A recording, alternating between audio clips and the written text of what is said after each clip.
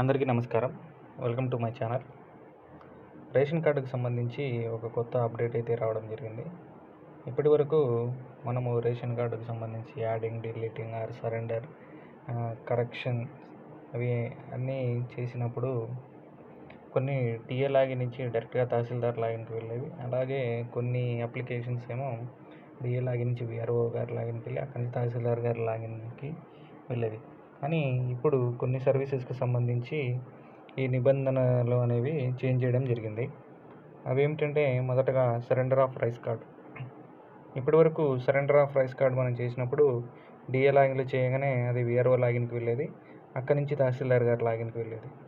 కానీ ఈ కొత్త సిస్టంలో ఇప్పుడు డిఏ ఎంటర్ చేయగానే విఆర్ఓ లాగిన్కి వెళ్లకుండా డైరెక్ట్గా తహసీల్దార్ గారి లాగిన్కి వెళ్ళడం జరుగుతుంది.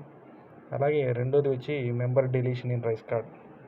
ఎవరన్నా చనిపోయిన వాళ్ళని డిలీట్ చేయాలి అనుకున్నప్పుడు మనము రైస్ కార్డ్లో డిలీట్ సెలెక్షన్ చేసి డిఏ లాగిన్లో ఎంటర్ చేయించడం జరుగుతుంది. అలా చేసినప్పుడు మొదటగా విఆర్ఓ గారి లాగిన్కి వెళ్తుంది, విఆర్ఓ లాగిన్ నుంచి తహసీల్దార్ గారి లాగిన్కి వెళ్ళడం జరుగుతుంది. కానీ కొత్త పద్ధతిలో మొదటగా డిఏ ఎంటర్ చేయగానే డైరెక్ట్గా తహసీల్దార్ గారి లాగిన్కి వెళ్ళడం జరుగుతుంది. అలాగే మూడో సర్వీస్ వచ్చి change of details in rice card. Change of details in rice card అనగా gender, age, relationship and address అనేవి దీని కిందికి రావడం జరుగుతుంది. ఇది పాత పద్ధతిలో డిఏ ఎంటర్ చేయగానే తహసీల్దార్ గారి లాగిన్కి వెళ్ళేది. కానీ కొత్త పద్ధతిలో డిఏ ఎంటర్ నమోదు చేయగానే విఆర్ఓ గారి లాగిన్కి వెళ్తుంది, అక్కడి నుంచి తహసీల్దార్ గారి లాగిన్కి వెళ్ళడం జరుగుతుంది. ఇవి కొత్తగా ఈరోజు అప్డేట్ చేయడం జరిగింది.